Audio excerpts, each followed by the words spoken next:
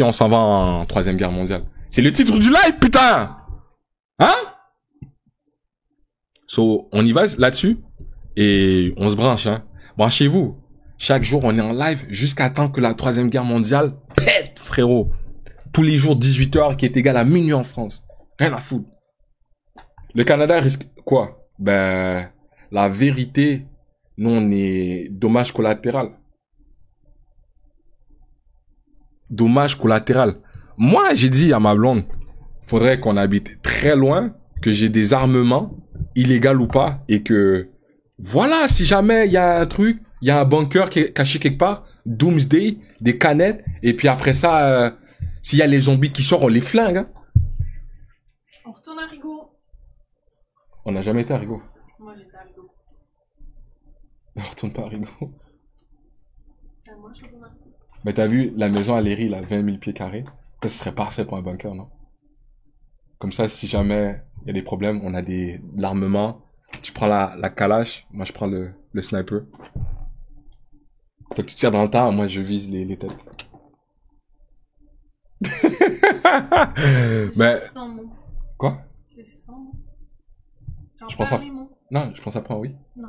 Ok. Mais je regardais une vidéo sur Trump et toute la troisième guerre mondiale, là, on en a parlé hier. Mais salut. Ça va bien? Ça va bien, mais moi j'aimerais prendre une marche avec toi. Ok. Ben, Après ton live? Ouais. Est-ce qu'il me choque des fois? À quoi joue Donald Trump? Le président états-unien a quitté très en avance le G7 qui réunit certaines des plus grandes puissances mondiales et il a... Vendu! Lui, il manque une colonne vertébrale. Lui, là... Des fois, je me demande si vraiment la France... Hein, c'est quoi votre devise? Égalité, fraternité, machin? appelé à évacuer Téhéran, la capitale donc de l'Iran. Par ailleurs, il a très sèchement répondu au président français Emmanuel Macron, estimant qu'Emmanuel Macron, je cite, se trompe toujours. Mais alors, les États-Unis sont-ils unis avec Israël sur les bombardements en Iran? Que prépare-t-il? Vous allez le voir sur ce sujet, la position des États-Unis aura un impact colossal sur la guerre, et c'est donc ce que l'on va analyser aujourd'hui. Salut, c'est Hugo, j'espère que vous allez bien. C'est donc le sujet à la une des actualités du jour, Hugo. en voix off, je le disais, en ce début de semaine. Et au passage, je tiens à vous remercier parce que vous êtes de plus en plus nombreux, que ce soit sur YouTube et en podcast audio. Merci vraiment pour votre confiance. Bienvenue à tous les nouveaux. Moi, j'aime bien ces journalistes-là. Hugo Décrypté, aux States. J'écoute bien Candace Owens. J'aime bien Mark Lamont Hill. J'aime bien les gens réfléchis, tu vois, qui pensent et qui nous transmettent l'information le plus neutre possible. Hugo, c'est un bon. Mais Hugo, me semble, lui aussi, il avait une commission, hein. Sauf que lui, j'ai pas regardé sa vidéo. Peut-être que lui, ils l'ont posé des questions genre... Quelles questions je peux poser à Hugo Décrypté, bro? On essaie de traiter chaque jour en profondeur un sujet avant de passer Yo, pour de vrai, cette commission, c'est une commission de gouffre. au reste de l'actualité. Et vraiment, ça fait plaisir de voir vos retours avec tout le travail en ce moment. D'abord, il faut rappeler que les États-Unis, ce sont des alliés historiques d'Israël dans la région et des ennemis de l'Iran depuis plusieurs décennies. L'Iran qui est lui aussi ennemi juré d'Israël depuis de nombreuses années, qui depuis de nombreuses années finance le Hezbollah au Liban ou encore le Hamas à Gaza. Pourtant, ces derniers mois, Donald Trump n'était pas dans une posture d'attaque, mais bien dans une posture de négociation avec l'Iran. L'objectif affiché par Trump ces derniers mois, c'était de trouver un accord avec l'Iran et son développement donc potentiel d'une arme nucléaire, et ce, en échange... Bro, yo, c'est pour ça que Netanyahou, j'aime pas comment il opère. Les gars, vous avez vu, ils ont fait un montage de Netanyahou à travers les années qui répète la même affaire. On la connaît, ta tactique de... Oh, l'arme nucléaire! Si l'Iran tombe sur l'arme nucléaire! Les gars, faut les arrêter! Non! Ça marchait 11 septembre, tu vois, directement. Oh, je pense que c'est l'Afghanistan ou peu importe le pays arabe qui était proche d'avoir l'arme nucléaire, faut les arrêter. Après ça c'était sous Bush. Après ça, il y a, tu penses qu'un noir comme Obama va changer les affaires, mais non, oh, les gars, faut arrêter. Il y a un des pays arabes qui va posséder l'arme nucléaire. Come on, là, come on. Il est long, ce film, hein. C'est tout le temps la même histoire. Attends, je vais vous montrer. Netanyahou, same speech. Je pense qu'il est sur X. Des fois, YouTube, c'est biaisé s'ils ont pas la vidéo. Mais je l'avais vu. Je sais juste pas sur quelle plateforme. Me semble que c'est sur X. Tout le temps, Iran, yo. Vous allez pas nous embarquer dans vos guerres. Non, non, non. Netanyahu.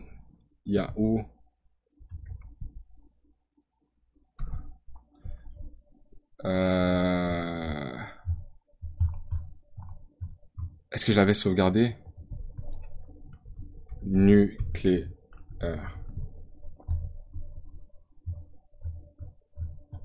Yo, il y avait quelqu'un qui avait fait le montage. Ah!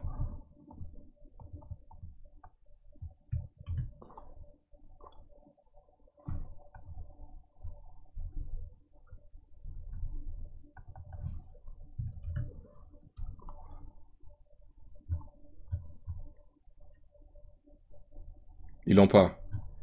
Tu vois, quand t'as ces infos-là, faut les sauvegarder. Oh, c'est Fian! Est-ce que t'as le bon? Yo, my brother! Yes, le chat, come on, man! Vous et moi, ensemble. Ok? Cette coopération, on la garde autant que possible. À vie, s'il faut. J'adore comment tu opères. The deadline for attaining this goal is getting extremely close. And Iran, by the way, is also outpacing Iraq in the development of ballistic missiles. Tu vois, Iran, Irak. Yo, tout le temps les mêmes pays arabes. Tout le temps les mêmes pays arabes, bizarrement. Oh, regarde, ça bug. Qu'est-ce qui se passe? Non, joue bien la vidéo, mon frère. Attaining this goal is getting extremely close. Iran, c'est pas arabe? Attends, Iran, Pakistan, Irak, c'est arabe? Perse. Tu vois, ça, c'est des notions d'histoire que, yo, c'est perse. Pakistan, c'est pas arabe. Irak, c'est quoi alors? Irak, oui. Irak, arabe. Iran, c'est perse. Afghanistan, c'est quoi? C'est arabe? J'essaie de penser à tous les pays du Moyen-Orient. Afghanistan, c'est pas arabe. C'est perse aussi? Wow. Afghanistan, c'est perse. Iran, c'est perse. Puis on m'a dit, ben, attends. Factuellement parlant, les Israéliens qui occupent présentement Israël sont pas hébreux, ils sont, comment t'appelles ça? Ashkenazi. Ou c'est un mélange, yo, tu vois, ça c'est tellement mélangeant. Ça c'est des notions d'histoire. J'ai cru que tous ces pays-là étaient arabes. Ashkenazi, exact. Vous voyez comment l'histoire est bizarre? C'est des Ashkenazis qui disent que eux sont juifs.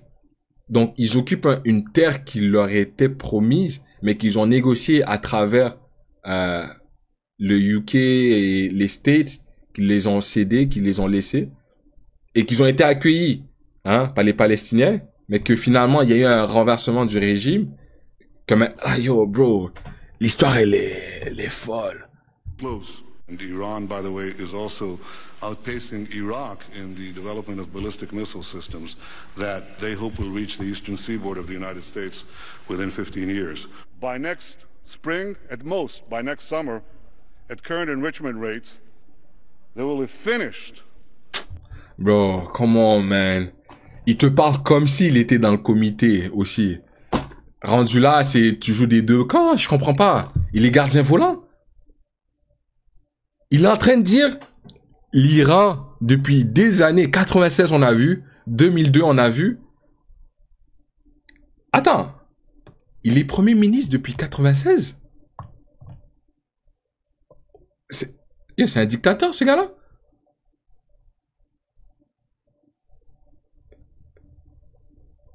« 92 ! Il a eu des pauses. Ah, genre Poutine. Poutine aussi, il a pris des pauses. Non. Vous voyez comment la balle se roule seulement entre deux personnes. Yo. Pourtant, il y a... Tu vois, quand on parle de politique étrangère, les États-Unis qui disent c'est le pays, la liberté, droit de vote, tout ça, machin. Mais que t'as des pays que tu supportes comme ça, que c'est littéralement un régime totalitaire, parce qu'il y a une seule personne qui a le pouvoir depuis des années. On parle de quoi, là? Si c'était pour vraiment, comme t'as dit, quand vous êtes allé assassiner Kadhafi, si c'est pour aller donner, une démocratie à travers tous les pays arabes, va donner cette démocratie aussi en Israël, parce qu'ils l'ont pas. Est-ce qu'il y a des votes? Puis j'ai vu ça quelque part. Je pense que c'est Candace Owens qui en parlait. S'il y avait des votes à travers les Israéliens pour savoir qui faut nominer en tant que soit président, premier ministre, je sais pas c'est quoi leur, j'imagine c'est premier ministre, mais d'Israël, que lui perdrait techniquement son poste et qui serait plus en pouvoir, il irait en prison pour des crimes de guerre. Cash. Lui, s'il perd le pouvoir, c'est fini pour lui. The medium enrichment and move on to the final stage. From there, it's only a few months, possibly a few weeks, before they get enough enriched uranium Ouais, ça doit être ça, ouais. for the first bomb. The foremost sponsor of global terrorism could be weeks away from having enough enriched uranium. Puis je pense à ça. The deadline for attaining this 96, c'est sûr qu'il y avait eu un attentat quelque part. Je sais pas laquelle, mais si on commence 2002, c'est un an après 2001, les tours jumelles. United States. The medium 2012, est-ce qu'il y a eu un gros événement? enrichment and move on Pas en to the mémoire. final stage. 2015, c'était pas Charlie Hebdo? Ou c'était pas... From there, it's only a few months, possibly a few weeks, un an après la Syrie? before they get enough enriched uranium for the first bomb. The foremost sponsor of global terrorism could be weeks away from having enough enriched uranium. Toi, tu dis 7 janvier 2015. 7 janvier 2015, c'était quel événement tragique qui est arrivé? Les attentats de l'école juive à Toulouse. Ok, ça c'est en 2012. 2015, 7 janvier, c'est bien Charlie Hebdo. Tu vois? Puis on te parle de la France. Collabo, la France qui... Man. For an entire arsenal of nuclear weapons that would place a militant Islamic terror regime weeks away from having the fissile material for an entire Bataclan, c'est quelle année? arsenal of nuclear bombs. If not stopped, Iran could produce a nuclear weapon Maintenant, June 13, 2025. Et on rappelle, c'est Israël qui a envoyé les premiers missiles en Iran. in a very short time. Yo, 2 en 1 année, tu vois, c'est malade. It could be a year, it could be within a few months, less than a year. Ce gars-là, c'est propagande sur propagande sur propagande, man.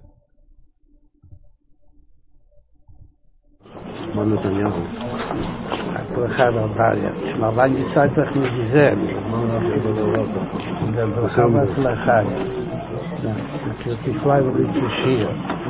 באתי לבקש את זה. בכל העניינים. גם אנשים, גם הלאומיים. בזמן שישראל לאחרונה ניתצו כמה עניינים. פתחו כמה. מה שלא יאות, וגם משהו שעדיין משיך ליבו. אז הייתה משהו ממה ידיעתו. ועושים. הכנראה שהיא מספיק, שהיום... Yo, j'aime pas cette conversation, bro. Quand il parle du Mashiach, c'est genre le Messie.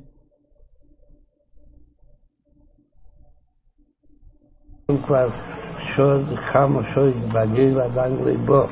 אבל יש עוד כמה שעות, אבל יש להשתדל גם היום, בבשורות טובות. כשמחה וטוב ליבו.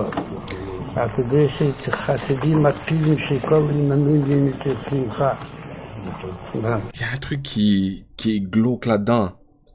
On parle de la venue du Messie, mais c'est dans son propre temps, propre timing. là, je sais pas c'est qui le rabbin qui le parle, mais il lui dit de s'empresser pour que le Messie vienne, mais c'est pas comme ça que ça marche normalement. Yo, all this don't make sense to me. C'est juste ça.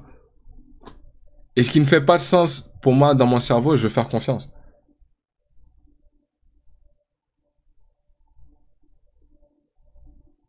Mais si, il faut rien, mec. Yo, tu mélanges tout, bro.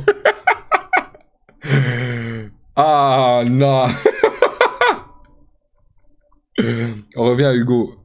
De l'autre côté, d'un allègement des sanctions, les sanctions qui visent aujourd'hui l'Iran et qui sont appliquées par les pays occidentaux. Et pour rappel, côté israélien, on déclare que cette attaque massive, elle vise à anéantir les ambitions d'armes nucléaires de l'Iran, qui constituent, selon eux, une menace existentielle pour Israël si ils y parviennent. Mais l'attaque surprise et massive de l'armée israélienne sur l'Iran, et notamment sur ses installations nucléaires, change radicalement la situation. En effet, premier impact immédiat, pour l'instant, les négociations, elles sont complètement suspendues. Ensuite, ça change radicalement les choses puisque la position de Donald Trump, elle est aujourd'hui très ambiguë et les derniers événements n'arrangent absolument rien. Lorsqu'Israël a lancé son attaque massive vendredi, Trump a assuré qu'il avait été tenu au courant par Israël qu'une attaque allait venir, mais que les... So, John F. Kennedy, ils ont réussi à l'assassiner. Lui, ils ont essayé, ils l'ont pas assassiné. Yo, c'est quoi la prochaine étape? C'est sûr qu'il y a un attentat. J'ai vu une vidéo. Yo, vous l'avez vu? Yo, ça va vous glacer le sang alors. Est-ce que vous l'avez vu cette vidéo de Anonymous? Les gars, on me dit dans 17 jours, ben là c'est 16, dans 16 jours, c'est-à-dire d'ici le 4 juillet, il est censé avoir une grosse info, un gros leak là. And others across the globe. This is the architect, speaking on behalf of Anonymous. 17 days remain until we release everything. But first, there's something we feel the need to bring to light now. It may not be able to wait. This is not a drill. This is not speculation. This is a warning based... Mais tu vois, ce qui est louche, n'importe qui pourrait reproduire une vidéo Anonymous grâce à quoi? L'intelligence artificielle. C'est ça qui se passe sur Internet. C'est que ça se peut que ça soit eux. Mais ça se peut que ça soit pas eux aussi.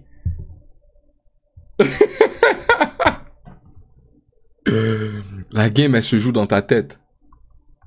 Les États-Unis avaient choisi de ne pas y participer. Cette déclaration, elle était finalement à l'origine plutôt raccord avec ce qu'on observait ces derniers mois. On en avait parlé là aussi beaucoup de fois sur la chaîne. Un Donald Trump qui était favorable à la négociation pour tenter de dissuader l'Iran de développer son nucléaire, tandis que Israël de son côté était favorable à une attaque dont l'objectif affiché d'empêcher le développement potentiel d'une arme nucléaire. Au passage, sur cette question de savoir si l'Iran veut réellement développer une arme nucléaire et sur tout ce que l'on sait là-dessus aujourd'hui, on a analysé le plus factuellement possible la situation hier dans notre format des actus du jour. Je pense que vous avez déjà été nombreux à le regarder, mais pour ceux qui l'ont pas encore regardé, je vous renvoie donc aux actus du jour d'hier sur YouTube et en podcast. Bon, mais la réalité, c'est que depuis cette attaque surprise, l'idée que les États-Unis ne participent pas à cette attaque israélienne, ça fait douter beaucoup de monde. En effet, même si les États-Unis affirment officiellement s'en être tenus à l'écart, eh bien d'autres sources et d'autres échos apportés par certains médias, notamment NBC, évoquent bien un soutien, notamment en matière de renseignement. D'ailleurs, signe d'une forme de mouvement malgré tout, la semaine dernière, on peut noter que des missiles anti-drones qui étaient initialement destinés à l'Ukraine sont finalement partis vers le Moyen-Orient, un indice donc d'une potentielle implication ou volonté d'implication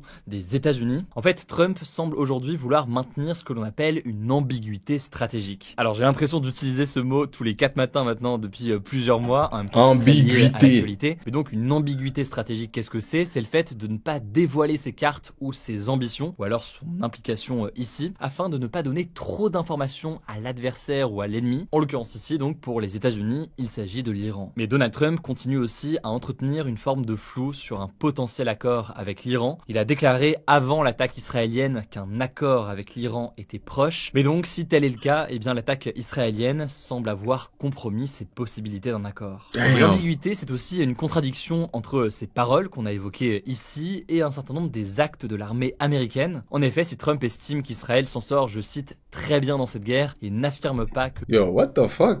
Yo, à l'armée, ils ont que des moustaches qui sont permis. Si c'est pas des moustaches... Yo, si c'est pas clean shave, ils ont la petite moustache de cops, là. Yo, Goofy. Que les États-Unis vont s'impliquer What the et fuck? attaquer l'Iran, eh bien on peut voir tout de même un certain nombre de mouvements militaires qui indiquent à minima une forme de préparation. On peut par exemple parler de l'USS Nimitz, qui est un porte-avions états-unien qui est bien en route vers le Moyen-Orient en ce moment. Il s'ajoute d'ailleurs... Ouais, la fameuse... C'est quoi l'attaque Pearl Harbor? L'attaque qui a mené les Américains à rentrer dans la Deuxième Guerre mondiale? Vas-y. Ils vont te le descendre, ça, les Israéliens. Forcer la main des Américains, ils vont blâmer l'Iran comme quoi c'est... Ah, c'est l'Iran, forcément, qui a envoyé les missiles. Puis ensuite, les Américains vont s'engager dans une guerre. C'est ça l'attaque, c'est qu'on la connaît.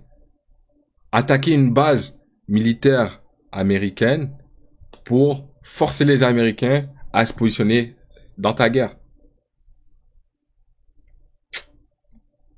Mais celle-là, on l'a déjà vu. Ils peuvent pas réutiliser cette tactique-là. Les gens commencent à se réveiller. Personne va aller en guerre.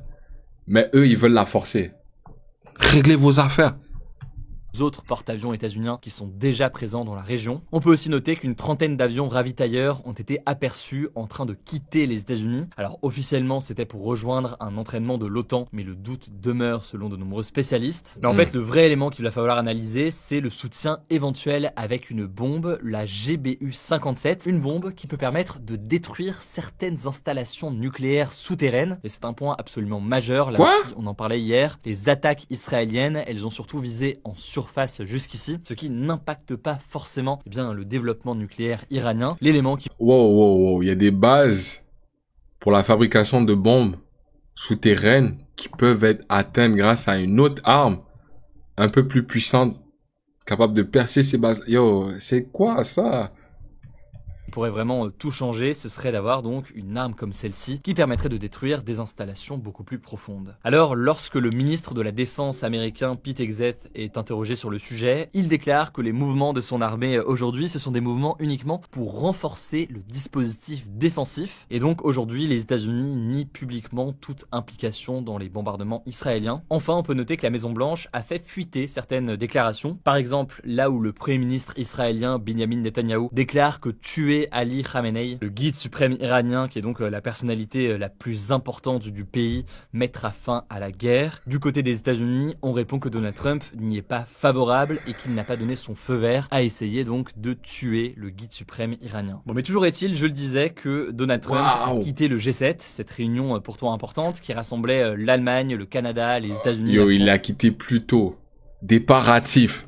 Genre, tu vois, quand t'as un match de basket, match de foot, t'es à l'école, t'es assis dans la classe, tu sais qu'il y a un truc qui se prépare, tu veux t'exciter par le fait d'aller jouer. Même chose, Donald Trump. Départ hâtif, il s'apprête à rentrer en guerre. Faut aller se préparer, faut faire les plannings. Quitte plus tôt. Et on te parle du G7. Normalement, les 7 pays qui sont à tes côtés, c'est les 7 pays les plus dominants sur Terre. Les pays les plus industrialisés, les pays avec le plus de ressources, plus de technologies, c'est les numéro 1. Le G7.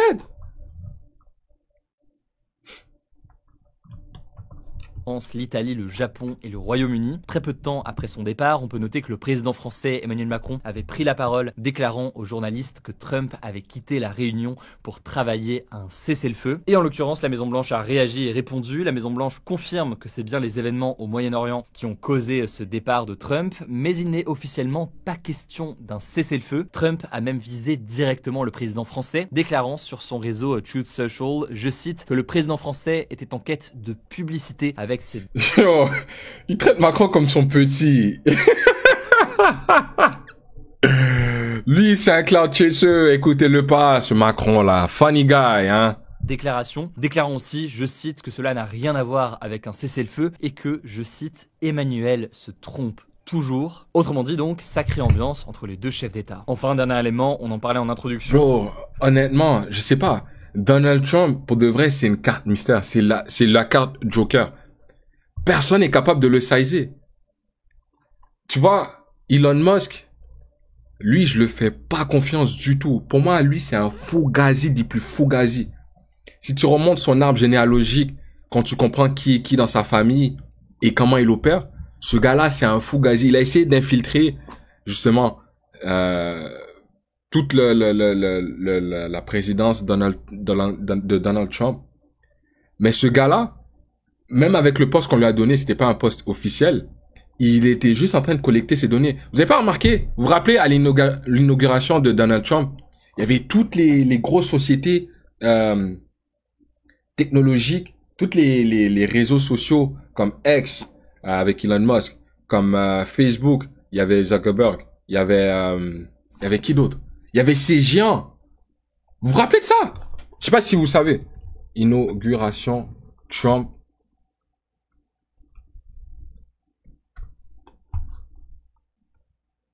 Il y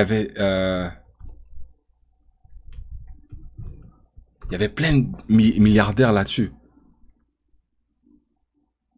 Regardez ça. La vidéo, elle joue sur un écouteur. Zuckerberg. Attends, il y a une vidéo qui les pointe vraiment. Donald Trump est de retour pour un deuxième mandat à la... Fuck l'intelligence artificielle. Donald Trump has returned for his second term as U.S. marks to his inauguration in Washington, sitting right next to Trump's cabinet pick. Jeff Bezos, hein? Mark Zuckerberg, hein? Elon Musk, hein? Il y a des big business. Je vous dis, c'est avec nos data que ça va jouer. Tout le monde se clash justement pour savoir qui aura le contrôle dans le futur. Vous voyez, si vous avez joué à Cyberpunk, vous voyez les grosses guerres entre corpos, t'as autant Militech, genre la division armée américaine, contre les techs, que eux ils ont le financement, mais ils ont aussi les technologies les plus avancées. Eux, la guerre, ils vont te la faire en silence, dans des trucs profil bas, dans du chantage, peu importe, avec les autres corpos. Yo, ce truc-là, je vous dis, oui, Arasaka, les corporations chinoises qui, eux, ils achètent en Amérique. Amérique, c'est le playground de toutes les riches. Tu veux faire du business, tu veux être le moins taxé possible, va aux States. Tout le monde le sait. Et c'est là-bas que tout se passe. C'est là-bas qu'il y a les gros deals. C'est là-bas que tout le monde... Yo, c'est là la pépinière, c'est là l'océan de tous ces milliardaires-là. Si c'est pas Dubaï, mais Dubaï, eux, ils ont le pétrole. Mais même à ça, ils viennent quand même aux States. Ou sinon, ils les fly out. Mais je vous dis, c'est big business qui se passe aux States, bro. At the center of his inauguration were the three richest people on Earth. Elon Musk, the CEO of Tesla, Jeff Bezos, the founder and executive chairman of Amazon, and Mark Zuckerberg, the CEO of Meta, which is the parent company. Yo, vous savez que les millionnaires se déplacent pas pour rien. Hein? Leur schedule est très tight. Leur image, faut la conserver. Pour que ces gens-là viennent, et c'est tout dans les techs.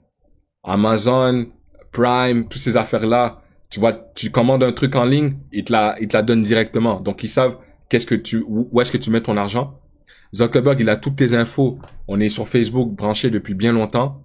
Il a Instagram, il a Facebook, il a WhatsApp. C'est un mégalodon, lui.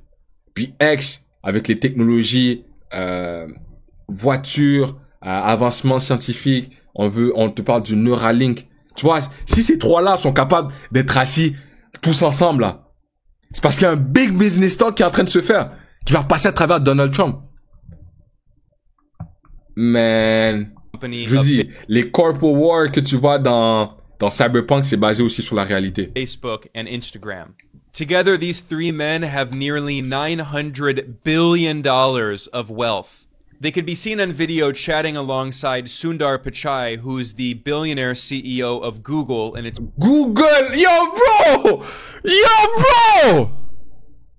T'es en train de me dire qu'il y a Facebook, Instagram, il y a Amazon Prime, il y a Google, et il y a Tesla, et toutes ces conneries-là? Tous ensemble là, tout de suite? Nah, come on, man. Parent company Alphabet. The video was deeply symbolic because Donald Trump has chosen a slew of billionaires and multimillionaires to fill his new administration, at least 11 billionaires will have a key Yo, on n'est pas prêt pour ce qui arrive. role in Donald Trump's second administration, and Trump himself is a billionaire. That makes Trump's team the richest administration in the history of the US government. Et il faut lire, hein. AI, crypto, César, regarde, Social Security, ambassadeur to France, yo, Middle East Advisor, voyez, Energy Secretary, yo, c'est quoi ces postes-là? Government. Trump has pledged to continue cutting taxes on the rich and on corporations.